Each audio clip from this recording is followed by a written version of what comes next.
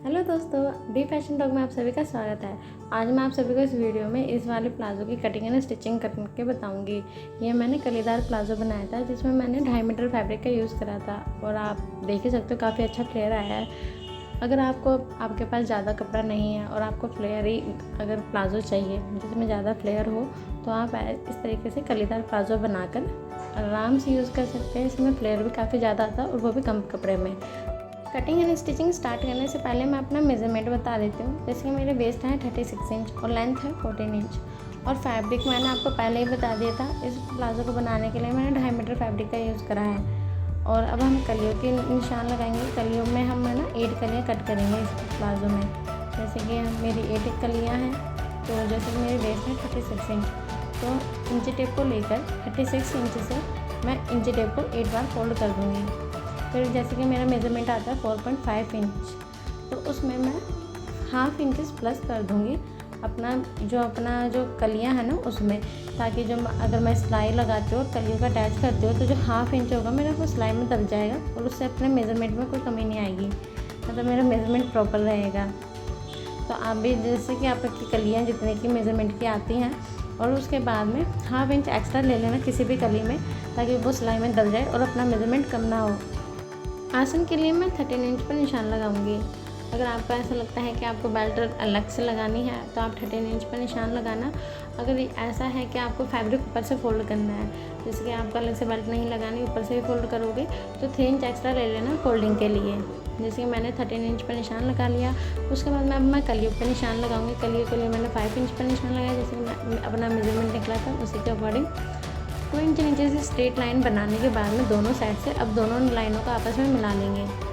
अब जैसे हमारी कलियों के निशान लगाए हमने, उसी के अकॉर्डिंग हम कटिंग कर लेंगे कुछ इस तरीके से।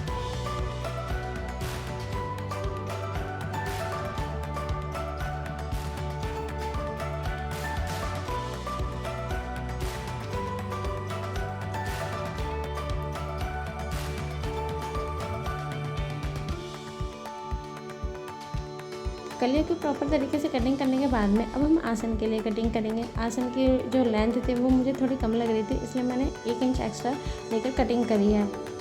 कटिंग करने के बाद में ये हमारा कुछ फाइनल लुक है और इस तरीके से हमारी 3 कलियाँ निकली हैं, क्योंकि एक कली जो थी वो अलग नहीं थी, वो ऑलरेडी अटैच थी। अब इन दोनों कलियों को आपस में अटैच करेंगे कुछ इस तरीके से, एक के ऊपर एक इक्वली रख कर दोनों साइड से बराबर लेकर हाफ इंच का मार्जिन जो हमने लिया था एक्स्ट्रा, उसको दबाते हुए पूरी कलियों को आपस में अटैच कर देंगे कुछ इस तरीके से।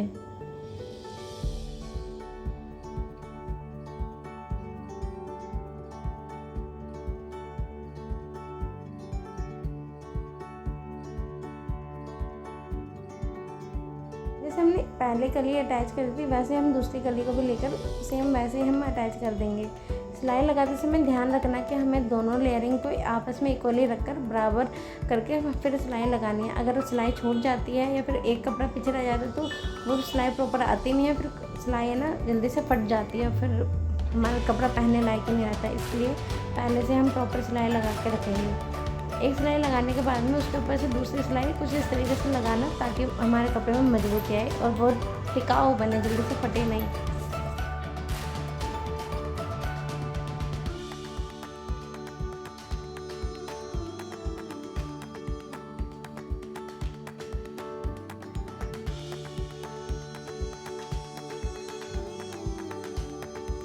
दोनों कलियों को एक दूसरे के साथ अटैच करने के बाद में ये जो हमारा लुक है वो कुछ इस तरीके से आया। अब एक पैर की हमने सिलाई लगा दी, दूसरे पैर की भी सेम ऐसे सिलाई लगाने के बाद में अब हम दोनों फैब्रिक को आपस में कुछ एक के ऊपर एक इस तरीके से रखकर दोनों के आसन पर सिलाई लगा दी। मैंने दोनों साइड के आसनों को इक्वली रखकर दोनों तरफ हमें सिलाई लगानी है।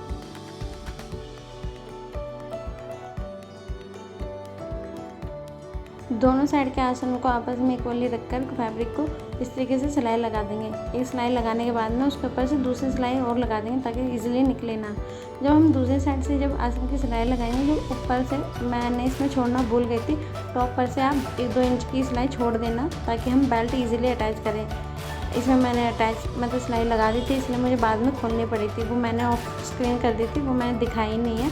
आप है ना ऊपर से थोड़ी सी सिलाई छोड़ के ही लगाना ताकि आप बेल्ट अटैच कर सको। अब हम बेल्ट का फैब्रिक लेंगे। बेल्ट के लिए मैंने है ना 4.5 इंच का फैब्रिक लिया है। अब उसको इक्वली इस तरीके से रखकर फ्रंट साइड से अब हम उसके ऊपर सिलाई लगा देंगे कुछ इस तरीके से। स्टार्टिंग में आप पक्का कर लेना ताकि सिलाई निकले नहीं। अब हम अब बेल्ट को अपने प्लाजो के साथ अटैच करेंगे कुछ इस तरीके से।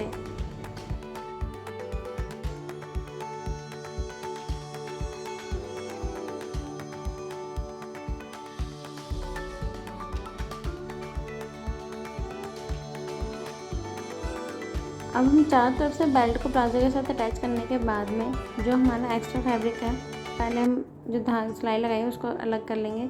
फिर उसके बाद में जो हमारा बेल्ट होगी उसको इक्वली रखेंगे। फिर जो हमारी आसन की सिलाई थी जो हमने अधूरी छोड़ दी अब उसको लेंगे बेल्ट के साथ हमें अटैच कर देंगे कुछ इस तरीके से।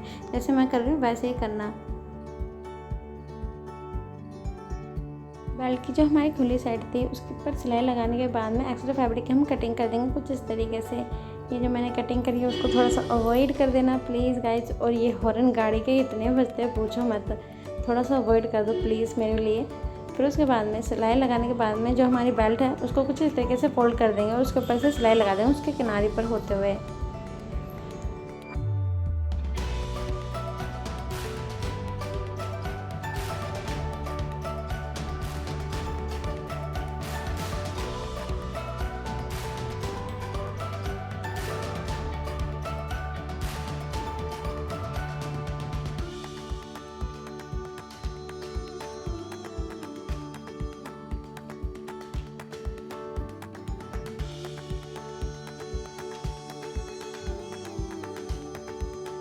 बेल्ट के किनारे पर सिलाई लगाने के लास्ट में हम थोड़ा सा स्पेस छोड़ देंगे लास्टिक डालने के लिए।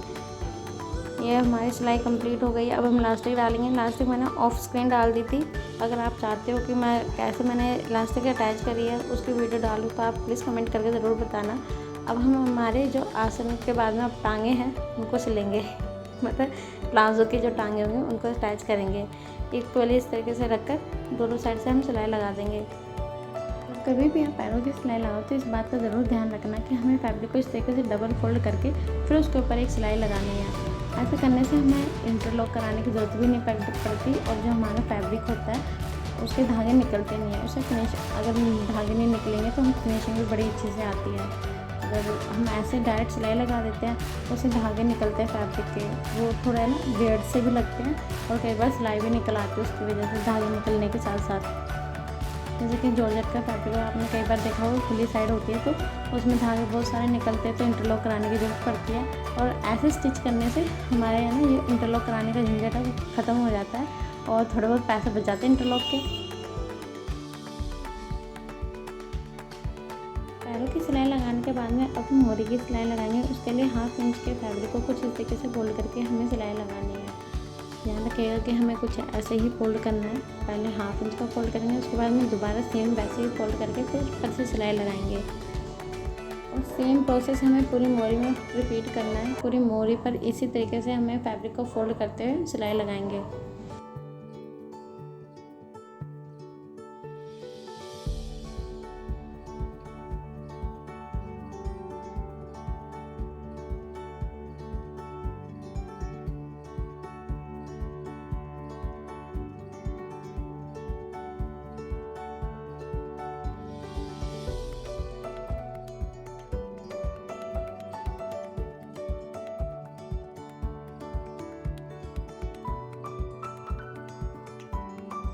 So guys, this is the final look of my palazzo. I hope you like this video. Please like, share and subscribe my channel.